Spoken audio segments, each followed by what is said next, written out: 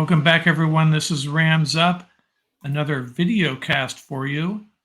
If you're watching this on our YouTube channel, you will also capture this segment on our podcast. And if you're listening on our podcast, you can bounce over to our YouTube channel and get caught up with it and check this out. What we are doing today, we are going to discuss the over and under for every NFL team. And Paul, Tom, and I are going to give you our view of where we would go over and under on each of these, or maybe just leave it alone. Maybe the over and under is spot on. Tom, one of our regular guests, how you doing, Tom? Haven't spoken to you in a while. Great to be back with you both. Yeah, it's fun to finally start talking about the league, looking at these schedules, these matchups, getting a handle on where we think these teams are gonna end up. So looking forward to it. How was your table tennis lessons going? They're great. Yeah, excellent. And Paul, glad to have you back. You're out there vacationing somewhere in Long Island? Yes, we're out east. We're kicking off Memorial Weekend. That's when the beaches officially open out here. Really excited to spend time with my favorite guys out west. We're moving away a little bit from the ramblings. Now we're talking about the whole league, so I'm going to have to bite the bullet and talk about other teams. But that's okay.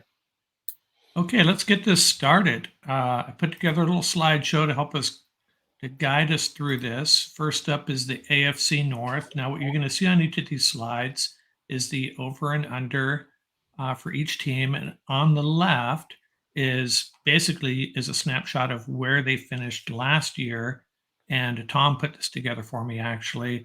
The three unique teams that each of these AFC North teams will be playing. So as you can see, Cincinnati was first last year. Baltimore in last place, so they get the last place schedule. So keep that in mind when you look at these. Now on the Browns, the site my special assistant pulled this from, he's a bit of a gambler. He's actually in Vegas right now. According to his site, there's no line on the Browns because of the Deshaun Watson situation, so there won't be much to say about that. So keep in mind, Ravens last place schedule, Bengals first place schedule, and there are the over-unders for you. What do you have to say about the AFC North, Tom? Yeah, so going to the AFC North, I think that the Cleveland line is obviously off, and so I think Pittsburgh is an under. I'm not. I think a lot of what they're getting is reputational. Not sold on the quarterback situation. I don't think they are either, quite frankly. Plus, it's obviously a very tough conference, but it's also a very tough division. Especially, Cleveland's going to be tough regardless, even if Watson gets suspended for, say, half the season or something like that. And Baltimore and Cincinnati are a couple of the top teams. Top 6-7 teams in that conference overall. So I like Pittsburgh under. I like Baltimore and Cincinnati both to make the playoffs. Before you go, Paul, I left out one detail at the bottom right there. You see the divisions that this division will be playing, and I tried to rate them. So in other words, the AFC East we can consider the fourth best division, the NFC South the fifth best decision, and if you know your divisions, kind of gives you an idea who they will be playing as well. So go ahead, Paul. What do you have to say about the AFC North? Oh, yeah. It's interesting. Tom and I are on the same page on this one. So I definitely have the Ravens. I think the Ravens line, I think, is right spot on. I think Baltimore and Cincy finished with the exact same record. I think they're both going to hit 10 wins. Pittsburgh is sort of hard to bet against, right? Because Mike Tomlin never has a losing season. Right, and even last year, he somehow managed to come away. What was it? I think 12 wins last year. So I got to say, the Steelers, I do think, are going to go back to their roots. I think it's going to be smash mouth in defense. They're going to play around Trubisky and the other quarterback situation with Pickett. But I think in the end, it's going to come down to the Ravens and the Bengals. I'm going to go with, I think the Ravens are a push, and the Bengals I'm going to go over. Yeah, it's really weird seeing the Ravens at the bottom of the standings there, and yet they have the highest over-under number. And the Steelers I'm kind of torn on. I agree. I just can't see them winning only 7 games, but they are going through some changes, the new quarterback. I think the Ravens are probably spot on. I'd probably go slightly over on the Bengals as well as the Steelers, but really tough division to predict.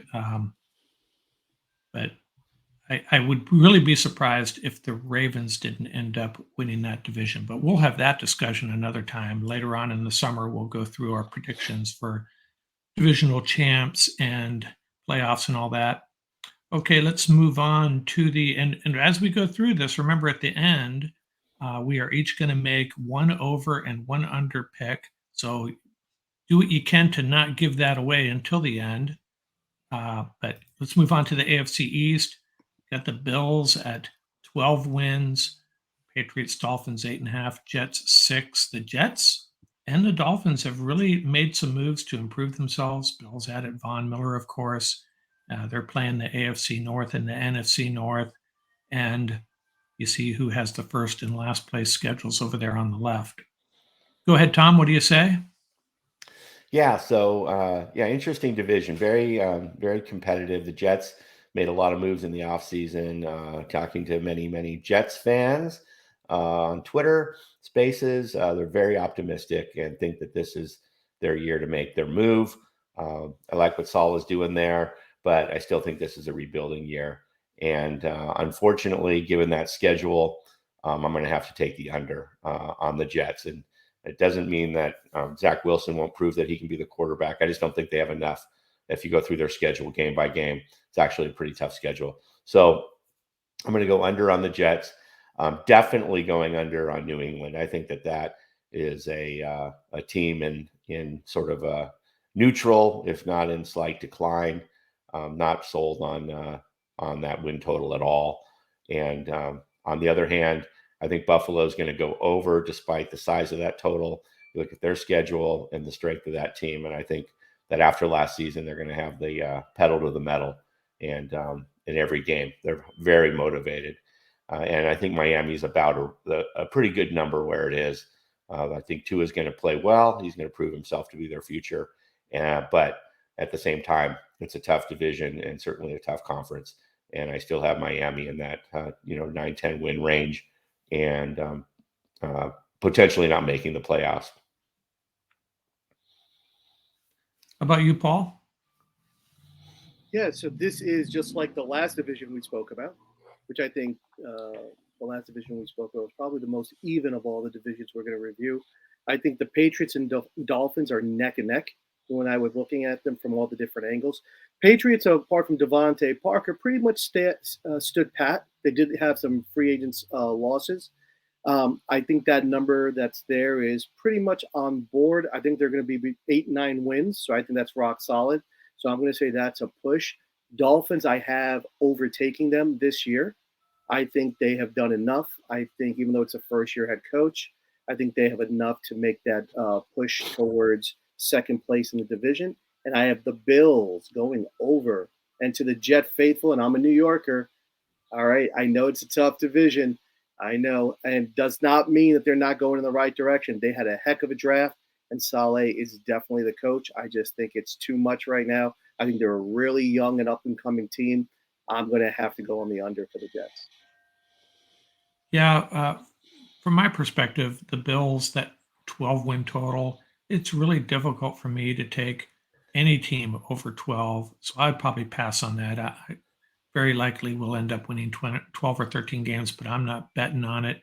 The only one that's attractive to me here is the Dolphins. I'd take the over on them. Patriots, it's probably about spot on. The Jets, I think they very well could win 7 or 8 games, but the one I really like is the Dolphins. I see them very easily winning 10 games, but nothing really jumps out at me as a really attractive bet, in my opinion. Let's move on to the AFC South.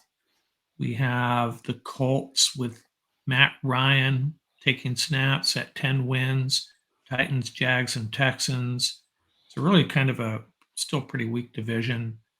You see the first, second, third, and fourth place schedules on the left. They get the AFC West, so keep that in mind. But they also get the NFC East, so they get what most would say is the most difficult and also the weakest divisions on their schedule.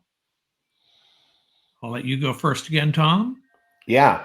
So I think Indianapolis and Tennessee are neck and neck in this division, as I'm sure many people do.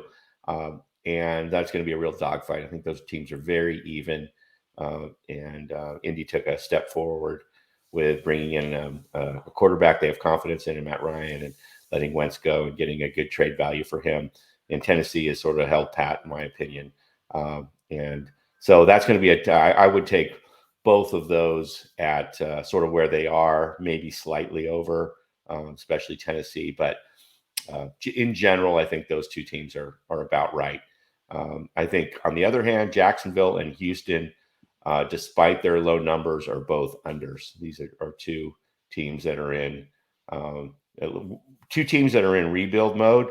I think one knows it and one doesn't. I'm not sure Jacksonville has acknowledged that. They did add some good pieces, but again, going through the schedule, it becomes apparent that neither of these teams are going to go over those totals, in my opinion. Okay, Paul, how do you see this AFC South? Well, I'll always start with the positive, so I'm going to go with the Colts. I think the Colts are an over. I think they're going to win 11. I think they've done enough in the offseason. They've had a I cannot believe people are still underrating this defense with Gus Bradley and Darius Leonard. I think they are a better team than the Titans as of right now. I think Reich is a great coach. Frank Reich is a great coach. I like the additions of Matty Ryan. I think he's going to make a difference on the offense with Jonathan Taylor, who's an absolute beast. Subtle movement for you fantasy ballers out there, right? Alec Pierce, that addition at wide receiver, that draft pick is going to put some sizzle into the offense. So I think they'll be at 11. I have Tennessee coming in at 10 wins, so they got a slight over there. I think they were very generous with the Texans. I think the Texans would be really fortunate to walk away with more than 4 wins. So I'm going to go with the under on the Texans. And I think the Jaguars, I'm going to go I have them at 6 wins. So I'm going to go on the under with Jaguars as well. Yeah, I really like the Colts as well. I think Matt Ryan's going to be a big difference maker there. That team is so well-rounded, so well coached, and they just need a stabilizing, talented quarterback, and that's what they get, Matt Ryan. So I'm going over. I think they're going to win this division, if not easily, pretty outright. They will be the best team in this division. The Titans, without AJ Brown, I don't know. They're another team that's really well coached. I think that they would probably be slightly over 9.5. The Jags, who knows? What are we going to get with Trevor Lawrence? Is he going to make that next step? So I would not even touch that team at all.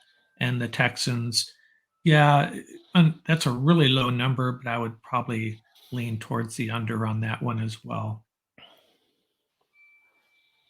Let's look at the AFC West, what I am listing as the number 1 division, supplanting the NFC West. And by the way, some have the NFC North as the second most difficult. I'm sorry, the AFC North as the second most difficult division now. I left the NFC West as number 2. We could quibble over that, but just so you know, NFC West, I'm calling the second most difficult division still. Again, I could be wrong on that, but the AFC West, they get the AFC South, a very weak division, and the NFC West. No pushovers there either. So how do you see the AFC West, Tom, as far as the over and unders go? Yeah, it's interesting. I have the Broncos at about exactly the right number. I'm a big fan of the Raiders. I think that they've done a lot. I'm a big fan of Derek Carr, what he did in a very tumultuous season, leading that team to the playoffs. And so I like their coaching staff changes. I like their offseason. I like everything about what they did. And I think that that's a real a nice over. A lot of people think, oh, it's such a hard division and so forth. But again, take it game by game in the schedule. And if they do okay in that division, I think they can really eat up the rest of their schedule. So I like the over for Las Vegas. I like Denver where they're at.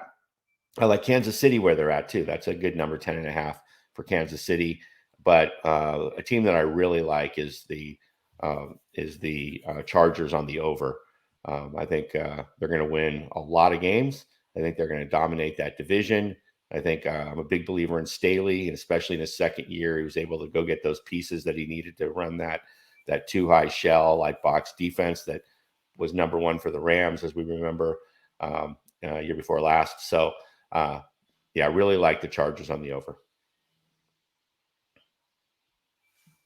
Your turn, Tom. Your turn, Paul. How do you feel about the AFC West? So this is Tom's favorite division. He and I have spoken about this. He secretly is an AFC West fan, and rightfully so. This is a dynamic division. This is going to be exciting all the way around. This is also a tough division to forecast because Tom and I were talking about that. Well, somebody's got to win, but somebody's got to lose. And when you have so many teams that are so like close together, it's like, which way do you go? So to start off right off the top, I think the Chiefs are an over.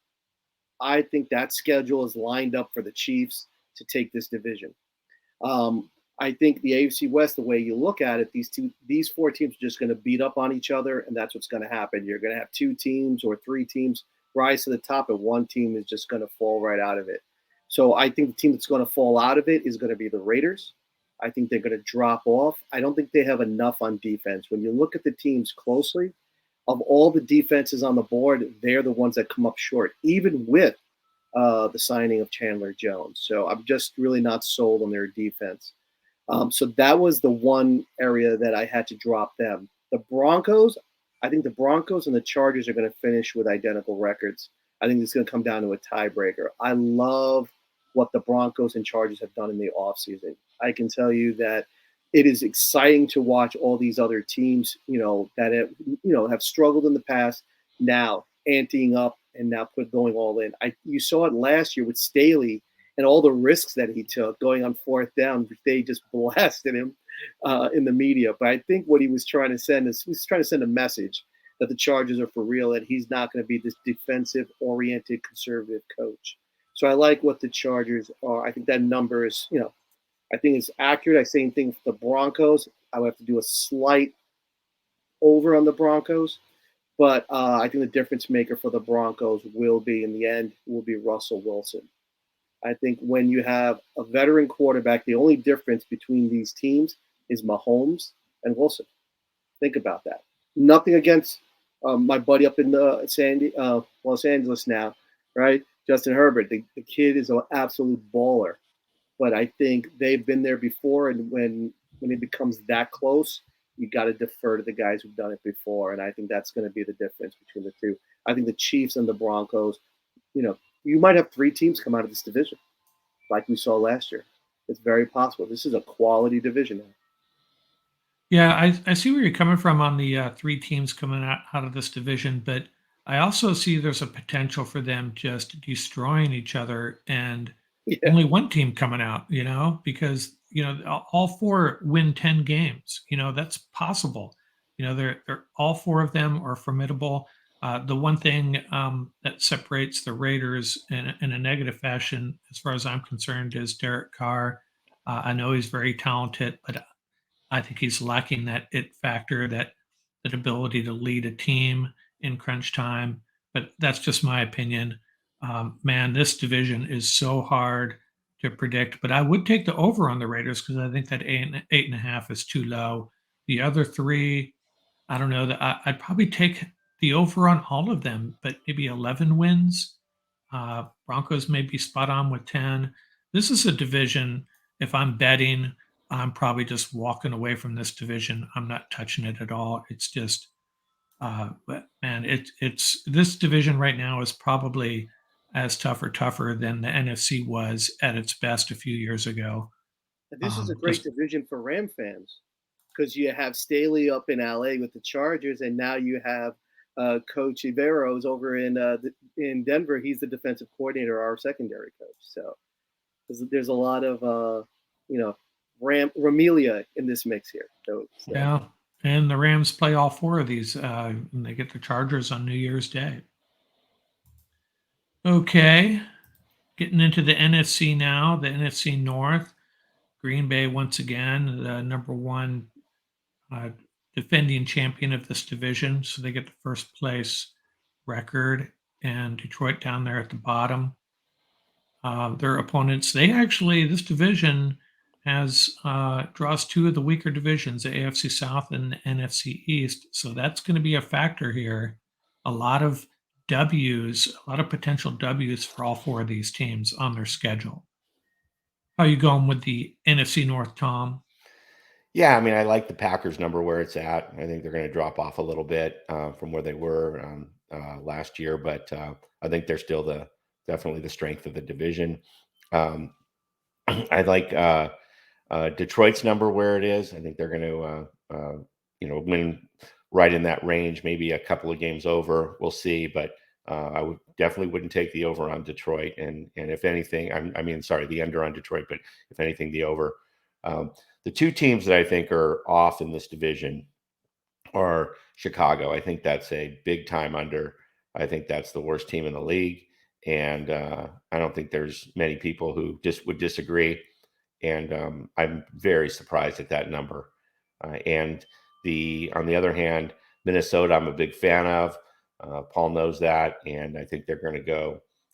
That's a great overlook as well. How about you, Paul?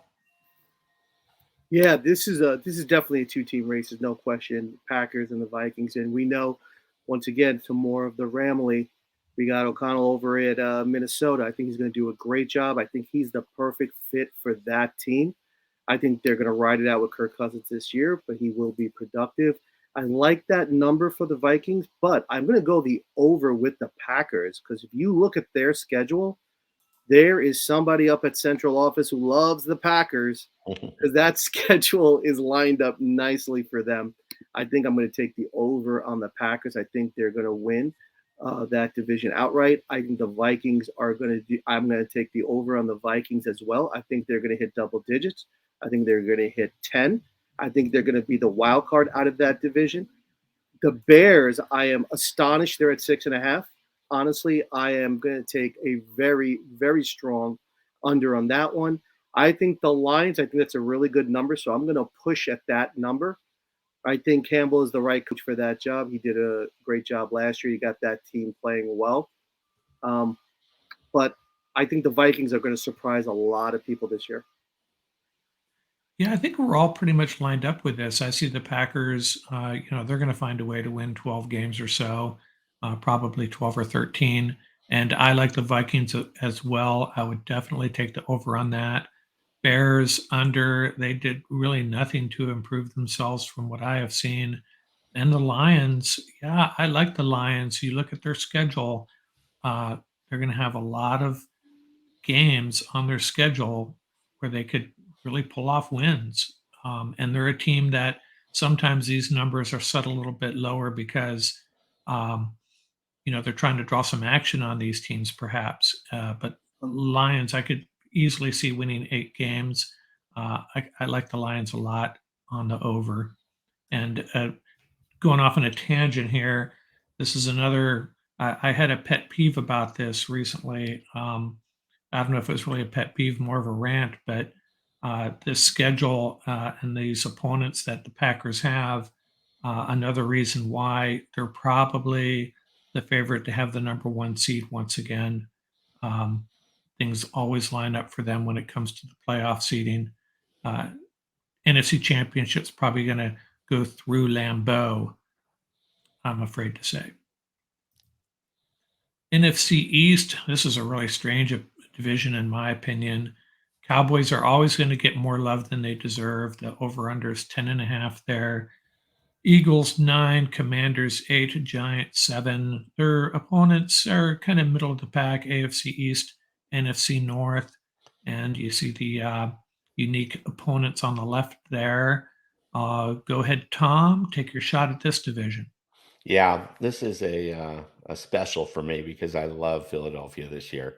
I think they did everything they needed to do to get Jalen Hurts help in the offseason. And I think that they're going to win this division going away. think Dallas is in a little bit, while they have as usual, have a good roster on paper, they have front office problems. And I think they're really going to come to a head this year. We saw it sort of at the end of last year after that playoff loss. And I think they're going to have some culture issues there. And Jerry's going to have to tear it down to some degree. So I like Philadelphia. I love Philadelphia in this division on the over. And I think Dallas is about the right number. I still think they sneak into the playoffs as a wild card. And Washington's probably about the right number. I think they could go under a little bit, but I think Carson Wentz will be good enough, and he'll make his usual flubs, but he'll be good enough. And that's a very good roster, great receiving core, and to throw to, and we know Carson Wentz can sling it. So on the other hand, the Giants, I believe, are one of the worst teams in the league, along with the Bears. And I love the under on the Giants at 7. Love it. Okay, Paul, how do you feel? You in line with Tom, or you got a differing opinion on some of these? So Tom and I both love the Eagles. They are going to soar high this year. Shout outs to Coach Sirianni. He's done a great job. He's put together a steady ship, and it's headed in the right direction. Take a look at the firepower they have now. A.J. Brown, Devontae Smith, and the most underrated tight end in the league, Dallas Goedert. I think, they're going to put up some serious points. I think Jalen Hurts takes that step forward. He's just a talented quarterback. I am actually taking the over on the Eagles, and I think this is going to be the slam dunk bet. Not that we endorse betting. The slam dunk over for all of the teams. I think it's the Eagles. I think the Eagles are going to win this division by a game and a half, 2 games easy. I think the Cowboys are vastly overrated. I think their schedule is going to help them a lot in terms of having a pretty decent record. I would take the under on the Cowboys, but I think they're going to fade towards the end. The Commanders are a tough read. I love their roster. They got Del Rio there as a DC, who always been one of my favorite DCs. I like what they have on the defensive side of the ball. Offensively, definitely improved. I'm going to go Giants hard under for sure. Definitely a hard under on the Giants, but I'm also going to go a slight under on the Commanders. I think they come up 7 wins. I think they're going to come up with 7 wins because I think Carson Wentz, unfortunately, I don't think he's going to finish the season. I think he's pretty much done.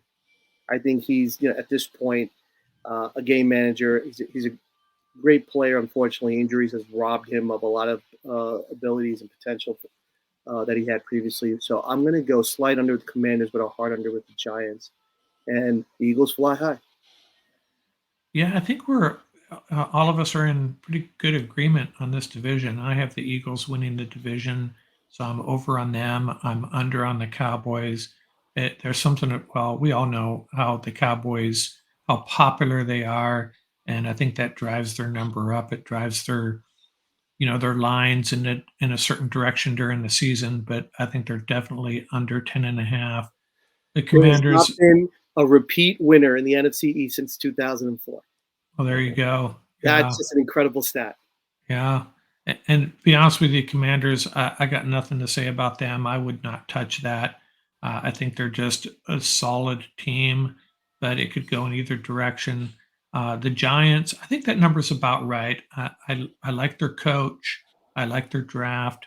Maybe they make some headway this year and find their ways to 7-8 wins. So I think that's pretty spot on. But the 2 numbers that really draw my attention here are Eagles over and Cowboys under for sure. And the NFC South, the Bucks, solid team up and down the roster, that's for sure. And the Saints, they don't forget about the Saints. I mean, I'm not thrilled with their quarterback situation, but they still have an outstanding roster. And then the Panthers and Falcons. And this division draws 2 tough divisions. The 2 divisions I said were kind of a coin toss, which one is tougher, the AFC North and the NFC West. So they draw some tough opponents across the other divisions. By the way, before you go, Tom, you guys, how do you feel about the NFC West versus the AFC North? Do I have them ranked right, or do I have them backwards? Oh, in terms of the rankings of your divisions. Yeah. I think the wild cards are, on the one hand, the AFC North has Cleveland, and the NFC West has Seattle and Arizona. We really don't know which direction. Well, we know which direction Seattle's going, but I mean, are you guys okay with that ranking? Or is it a point of contention, or? Yeah, I think the NFC West, I think that's too high in terms of their ranking. We're going to get to that division next, but and I also think the AFC North is, as I had mentioned before, one of the better divisions. But you know, Okay, I just wanted to I point think that out. I appreciate it. After the AFC West, I think it's there's some divisions that are clearly weak, like the well, I think we're about to talk about this one right here, the NFC South. Right. But I think there's a lot of divisions that are roughly the same in the middle. I think it's pretty hard to differentiate these divisions. Okay. So how do you see the NFC South here? Yeah, with the NFC South, I see Tampa Bay winning this run, going away. I'm not a fan of the other three teams at all. I have Tampa Bay on the over for that reason. I think they're going to be motivated. I think Brady plays very well coming off of a losing season. Plays well all the time, obviously, but he's going to be very motivated. I think this could truly be his last year, and there'd be nothing better than to go out on top. I like the coaching change they made.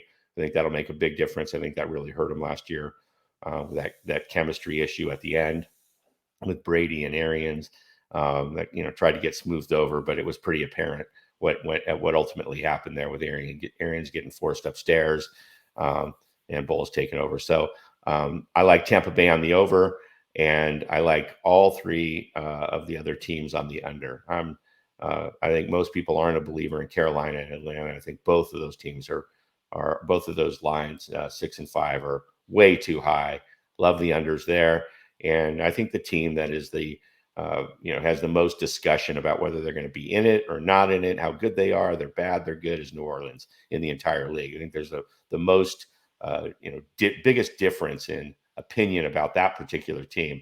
I happen to be on the they're not going to be good side. I don't think they're going to have a good season. I don't believe in Winston. I don't believe in the coaching change. I just think that's a vastly overrated team, and I like the under there. How about you, Paul? Yeah, so I agree. I think the New Orleans Saints are the hardest read in the league. I really do. But I'm going to start with the Bucks once again. I think I'm going to go with the over on the Bucks. Their schedule is like gift wrapped with a bow on top for them to take the division. So I'm going to take the over on the Bucks. I know they have Todd Bowles, but he's done it before. I don't think he's technically a rookie coach.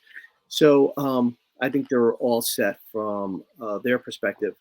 New Orleans is a tough read, and I agree. I'm not a big James Winston fan, but I do like when you look at their roster, it's rock solid top to bottom. So you got Kamara, you got Ingram, players like that. They added Jarvis Landry. So Dennis Allen, Pete Carmichael are Sean Payton holdovers. So I think they're going to carry over a lot of systemically and from a schematic standpoint of what was done previously. I think they're going to surprise people. For example, if San Francisco stumbles, this is the team that's going to steal the spot into the playoffs, that last spot. So this is a team you got to watch out for. If they can keep Winston's mind right so he doesn't throw 10 interceptions in a game, if they can keep him playing within that system, I think this is a team that could be dangerous. I have them at 9 wins. So I have them at 9 wins. The Falcons I have under, and the Panthers I have under. I think that was very charitable for both teams. Unfortunately, I feel sorry for that fan base. It's going to be a tough year, but there's always next year to look forward to in terms of draft picks, etc. Yeah, Falcons and Panthers, I'm in agreement. They're going to be under. The Bucks, I think, will definitely be over. Not only do they, well, keep in mind they get to play each of these teams twice, but the thing that kind of tears me in two different directions is the divisions they play. I really think the Saints are, when you disregard the schedule, you go, they're a 10-11 win team. And then you consider the fact that, they're playing Minnesota and Philadelphia, two teams we really like. The Raiders, a team that has improved vastly. And then they're playing the Rams and the 49ers and the Bengals and the Ravens and the Steelers. And you're like, wow, maybe. So I think that number is pretty spot on. The schedule does not do them any favors this year, and that's going to hold them back a little bit. But Bucks over, Saints about right. The other two, I'm going under on those. Let's move on to our favorite division, the NFC West. These teams get the AFC West and the NFC South, so they get the toughest division, and then the NFC South, which is a mixed bag there. Rams have the first place schedule, and the 49ers, I think this is significant, they get the third place schedule. So how do you feel about this one, Tom? Yeah, obviously this is the the division that we spend the most time looking at and studying and analyzing and talking about. So I do think that this is, of all of the non-common opponents, that this one has the most disparity, because I do think that it's going to be the Rams and the Niners, assuming Trey Lance plays, as the Niner fans like to say, just, at least as good as Jimmy was, sort of a middle of the pack quarterback. They definitely have a stacked roster, and I really like them and the Rams fighting this thing out. I think Arizona is going to fall off. I know, again, I'm a big chemistry guy in terms of how things go with these teams. Talk to guys like Damian Woody are nice enough to come on some of these Twitter spaces and talk about this stuff. And every player to a person says that chemistry stuff is critical, and the quarterback in his attitude is an integral part of success. And so, we saw that with Wentz and so forth. He didn't have the worst year last year, but apparently it was that locker room stuff. So anyway, I think Kyler Murray is going to drag that team down. So it comes down to the Rams and the Niners, and the disparity in those, like I said, those non-common opponents is stark, right? We have the Rams with Dallas, Green Bay, and Buffalo, and we have San Francisco with Washington, Chicago, and Miami. Three pretty big differences. You could almost say the Rams are spotting, at least a game or two going into the divisional common opponents and playing each other. So it's going to be a fight to the end. I could see either team. One team's going to win it. One team's going to be the wild card, almost certainly. But I will take the Rams on the over, and San Francisco just about right, maybe slightly over, but I think they're both sort of at that 11 win, 11, 12 win range. It's tough maybe my fandom is coming into play when I look at the Rams a little bit as I go through the schedule, but I have them slightly eking out the win, and San Francisco right behind them. Arizona and Seattle, on the other hand, are both unders. I think, as I mentioned, Arizona is going to fold. They don't have Hopkins for the first 6 games, and the Rams catch them during that time. The Niners don't. That could be a potential difference. And the Seahawks are, again, I think, a team in denial. They're definitely in rebuild mode, and they don't think so, which is a bad combination. How about you, Paul? Yeah, so when you look at this setup, particularly the Rams schedule, it's absolutely brutal. But the one advantage that they do have, they got 4 games within the division. Obviously, Seattle and Arizona, with Arizona and Seattle really probably in flux more so than any time in past history. So I think that's a real advantage. The key to the Rams season is the first 6 games of the season. If you look at the first 6 games of the season, they have Atlanta, Arizona, Carolina, Buffalo, Dallas, and San Francisco. If they can walk away from that 6-game sequence with 4 or 5 wins, I think they're sitting pretty. And you counterbalance it the rest of the season, right? If they play slightly over 500 football, you're looking at 11, 12 wins. So I don't think that's outside the realm of possibility for the Rams. I like what they've done so far. I don't think they're done. So I'm going to take the over on the Rams. I think the 49ers are spot on. I, for the life of me, cannot understand how they are crashing on Trey Lance. He hasn't even played yet. Give the kid a chance. The kid is dynamic. But I will tell you this, quarterback controversy is the kiss of death in the NFL. And that is a fact. If Garoppolo is on this roster, I'm taking the under. If Garoppolo is on this roster day one, I am taking the under. That is a locker room divided cannot win in the NFL. And that has been proven over decades. And they are, and I don't think Lynch is going to do that. I think he's smart enough to understand that. Having said that, the Cardinals, the Kyler Murray situation, that is just bad news all around. I'm taking the under. I think the Cardinals are vastly overrated. I have seen, not going to shout anybody out, but I've seen people on TV, sportscasters picking the Cardinals to win the division, which I think is absolutely shocking. I'm going to take a hard under on the Cardinals. And the Seahawks, I think, are going to struggle this year. I think, obviously, they're rebuild mode. They had a great draft to the Seattle faithful.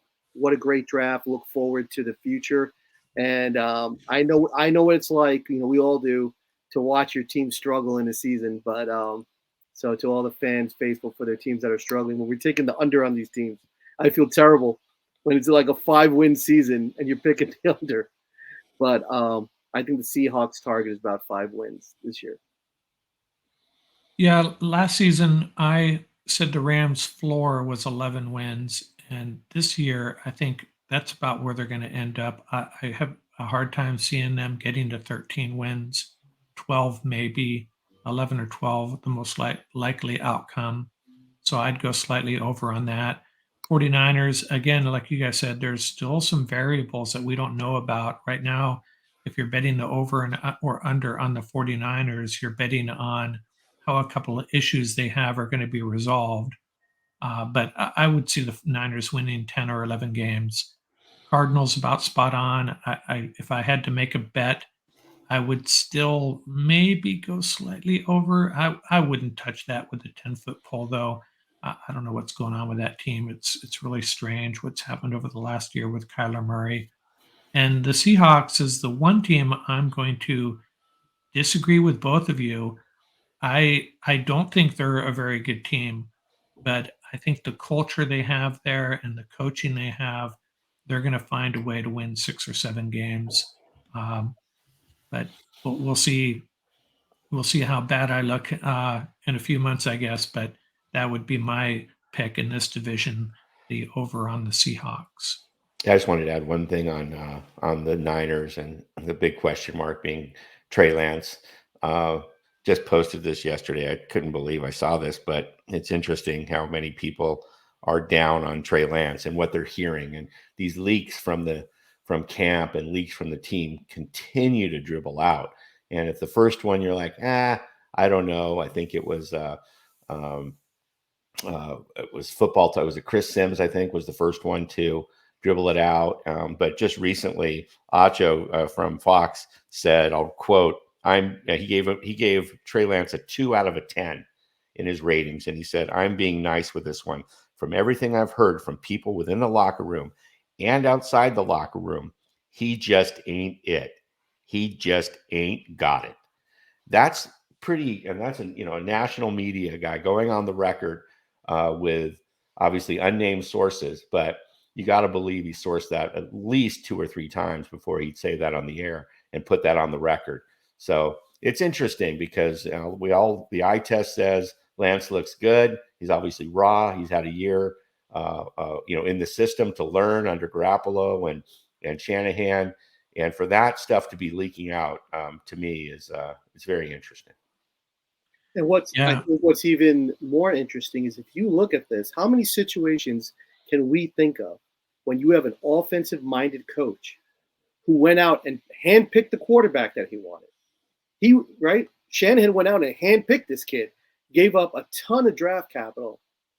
And how many times have you seen that play itself out and still there's blowback? I just don't get it. Everything is lining up nicely for this kid to do well. The coach wants him. The system is designed for him. And you know who this kid reminds me of? I mean, obviously it's all college tape, but projecting forward, he reminds me of McNabb. He wears that 5, and I see him run around. He reminds me of McNabb a little bit. Yeah, right-handed McNabb. Yeah, that's exactly right. So I don't know. I think this kid deserves a chance. I 100%. I don't think I'm the only one to say this, but is that I think he is definitely the right call over Garoppolo. 100%.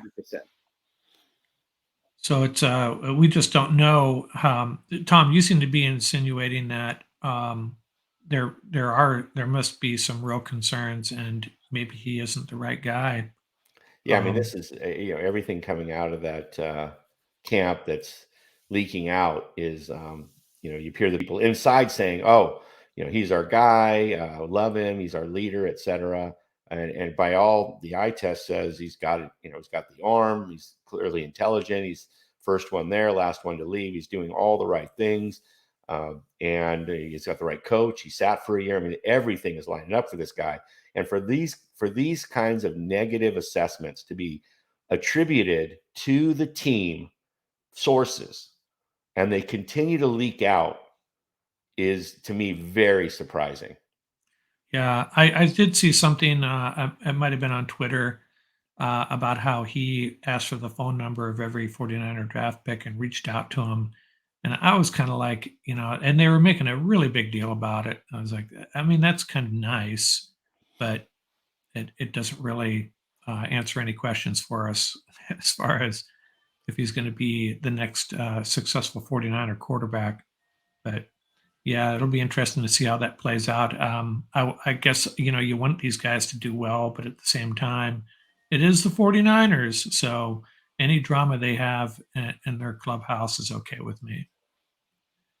But it goes back to that other statement, too, about chemistry. And I think teams are learning the hard way that you cannot overlook chemistry. And I think certain players bring with them that sort of that positive karma, that positive chemistry. They know how to be leaders in the locker room. They're dynamic. I mean, just take a look at Russell Wilson, how that, just changed the outlook of the season just by arriving on scene for that entire franchise. Right. And just little things like you're saying about reaching out to players, new draft picks. Right. I think it make a huge difference. I mean, they're just a team chemistry is something that gets overlooked, but I think it translates to the difference between a winning season and a losing season. And I think that's what the Rams have been so great at, especially with Sean McVay, the culture, and that atmosphere you see on the playing field. You've seen the films of Raheem Morris running that defense, and they just look like they're having so much fun. It's like the opposite of the Patriot culture. There's more than 2 ways to skin a cat. You can come to practice and have fun and be yourself, as a lot of Ram players have said, and just love coming to work, just love coming to practice and playing for your teammates and for your coaches. And that's what right now, the whole thing with Javon Kinlaw. Mm-hmm. Yeah. I can't imagine that happening with a Ram player. I just cannot even imagine that whole scenario playing out like that with a Ram player and a media personality. But that was a really strange situation. That's another drama point for the 49ers that they have to deal with. Really, really odd. But I can't say who's right or wrong in that whole scenario, but the 49ers can't be happy. Okay, let's get to the end game here. I asked both of you to give some thought to make one over and one under, and you can free will here if you have more than one over and one under that you would lay real money on. What would they be? I'll let you go first, Paul. What are you're in Vegas, you're laying down your bets. Who you got over and under? Oh, my over is easy. The Eagles. That's my over. I think that number's way too low. I think the Eagles are hitting double digits. That's a lock. And my under, I'm going Cardinals. That's my under. I think the Cardinals are going to fall flat. I think it's actually a tie between the Cardinals and the Cowboys. Those two would be my unders for sure. Okay. Yeah, fair enough. Those are sensible. I think you kind of hinted at that earlier. So, okay. Over on the Eagles, under on the Cardinals. And Tom, what are your two picks? And again, you can lay an extra couple if you want. Yeah, no, I appreciate it. Mine are pretty clear cut as well. I mean, there's some runners up, but I Paul and I know we both are hot on Philadelphia to run away with that division and that schedule and so forth. I'm big on the my number one bet is Philadelphia on the over, and my number one under bet is Chicago on the under. I cannot imagine either of those two things going wrong, but that's why those numbers are there, and that's why we all have opinions at this time of the year. But yeah, Philadelphia and Chicago. Okay. Well, my It's the under. same with Justin Fields, right? He'll never get a legit shot, right? Yeah, it's just they haven't done anything. They not only haven't done anything for him, they're just in had to shed all the the few pieces they had. They didn't do themselves really any favors in the draft. And of all the quarterbacks that are in sort of prove it mode, you might put Wilson in there. A lot of people put Tua in there. Daniel Jones and some other quarterbacks that are sort of like in that prove it year. Jalen Hurts. It just Fields would be in that mode, but he just doesn't have any pieces. Nobody's going to blame him if they crash and burn. It's not going to be on him. And so Yeah, that's what I was going to say about Fields. Is the unfortunate part is the Bears really may not learn what they need to learn about him this year because he doesn't have the pieces. He's going to be running around there, scrambling, trying to create plays with his legs. But long term, is he an NFL caliber quarterback? We may not know for another year. I think he's going to get hurt, and I think he's going to get hurt, and and then they're going to sit him out because they don't want him to get hurt again. It's going to be a Joe Burrow-esque kind of a year for him. So my under, you guys are probably in line with this. I'm going under on the Cowboys. I think they're always overvalued. My over pick, you guys are probably going to be a little bit surprised, but I'm going to go with the Detroit Lions. I think you both leaned over on the Lions a little bit. I think they're going to win 7 or 8 games. It's kind of sad that we should be amazed that the Lions might win 7 or 8 games, but I've always been a bigger fan of Jared Goff than most. I think if you protect him and you just let him be a game manager, that guy can zing the ball all over the field with incredible accuracy if he's protected. And they're starting to add some pieces. And they get the Bears twice, so there's potentially 2 wins there. I like the Lions. That's my over. I was going to go Seattle, but I decided to go with the Lions as my over. Good. So, any final thoughts? What I'd like to do, we kind of already hinted at how we're predicting these divisions to line up, but what I'd like to do is come back. It may not be for 6 weeks or so, and we'll make our divisional picks, wild card picks, and go through the entire playoffs, map it out, and see how each of us feel. Who's going to be in Arizona playing in the Super Bowl next February? That should be a lot of fun. Hopefully, you're both up for that. But any final thoughts on this discussion? Rams and Bills will be in the Super Bowl. Yeah, that was my pick last year, and it was pretty close. It was pretty close. I have to share a conversation I had with you guys at a work meeting. I think it was sometime in the playoffs had not quite started, and I made a comment in this meeting. They were talking football, and I said, Rams Bengals Super Bowl. And someone else on the line said, give me 500, give me something that will not happen for $500, please. And I had to throw that back at him a couple months later because it ended up happening. Rams Bengals Super Bowl. What's your pick, Tom, for the Super Bowl? I imagine every Ram fan is going to be picking Rams Bills at this point. Yeah, I can't shy away from that.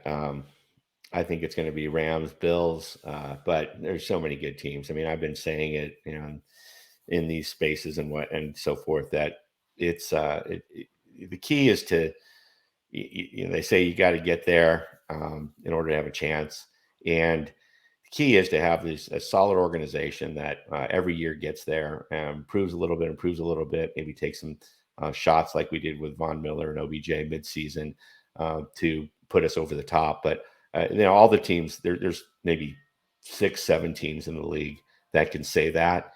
Anybody else would be somewhat of a long shot. So, it's a little bit of a cop out, but I think that there's 6, 7, probably 3 or 4 teams in each conference that could make the case pretty substantially. However, if I had to put my feet to the fire, I would go Rams Bills. I think this season more than any other. Tell me if you guys agree. I think this season more than any is going to shine the light on 2 things.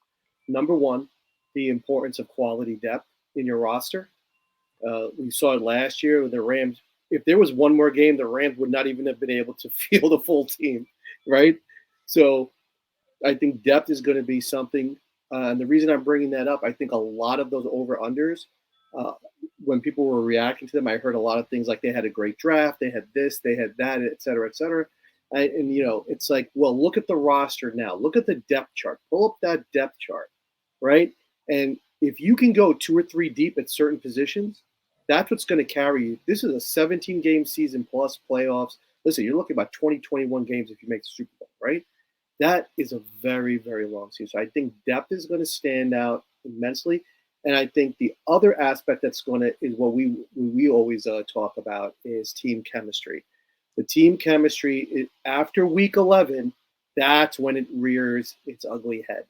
You will see teams fall apart. You will see teams start shooting themselves in the foot. You will see the infighting, locker room. And the other thing, distractions, off-field distractions. To one thing that stood out for me with the Rams run, 0 off-field distractions. Everything that happened was positive. It just kept feeding that cycle. It just kept building and building. And already you're seeing some teams already, they have a lot of off-field distractions. And that's going to come back to bite them in the end. Yeah, I agree. And again, that's something in the Rams' favor, and it will be as long as they have this leadership in place. It just does not happen, and they got so many quality individuals, guys like Cooper Kupp, that it's all about the team. So that's good to see. Yeah, and I think the other thing you have to remember in the Super Bowl, getting to the Super Bowl, there's so much. Sometimes it just comes down to one odd play, a dropped interception, a interception that's not dropped, little things like that. They can just change everything. There's really not much separating these top teams. It comes to, and that's what makes it so exciting, though. Just one play, one no-look pass, one dropped interception changes everything, changes the outcome of a big game. So what's your Super Bowl pick, Tom? I'm sorry, Mark. Oh, same. I picked Rams Bills last year, and right now I'd stick with that. Like I said before, I have never picked against the Rams, and I know that sounds silly, but I just don't have it. It's not in my nature to pick against the Rams. When they were 1-15 or whatever it was, I think I picked them every week, and I think in my heart I knew. I was being reckless, but that's how I rolled. But yeah, Rams Bills definitely. I think I would expect it to come down to the Rams Bucks in the NFC, and in the AFC. Man, take your pick. There could be as many as 8 or 9 teams worthy at this point of representing that conference. Can you imagine a Rams Chargers Super Bowl? Oh yeah, that'd be crazy. Staley versus McVay. Oh, yeah, and that's another thing. And I mentioned that another thing in the Rams' favor. They have the 9 home games this year, plus the 1 road game at SoFi. So they're at SoFi 10 times this year, and that's going to help a little bit. Definitely. So the other thing that we were going to do, and just to make sure everybody's aware, we're going to have a Dodger segment, maybe next week, maybe the week after. I got to sync up with you guys. We're going to get off out of the NFL swim lane for one episode and talk about the Dodgers, because all three of us here are Dodgers fans to some magnitude. I've followed them since as early as I can remember in my early childhood, listening to Jerry Doggett and Vince Scully, camping out in the backyard, listening to them on the radio. I still remember that very clearly. And I know, Paul, you're a big Jackie Robinson fan. And Tom, you're a Dodger fan as well, for going back to all the way back. Yeah. Yeah. All the way back to the 70s. So, and I may be able to entice one other hardcore Dodger fan as well to join us. I'll have to see if that works out. But so that's coming up in a week or two. I'll sync up with you guys offline and we'll figure that out. But that is our discussion on the over and under for every NFL team. Hope you enjoyed it, everybody. And that's going to do it for this segment. Thanks a lot, Tom and Paul, for your time. Really appreciate it. Taking some time out on a holiday weekend to talk NFL football. Always a blast. Rams up. Yes. Excellent. Okay. Thanks a lot, you guys. Bye-bye. Okay. Bye.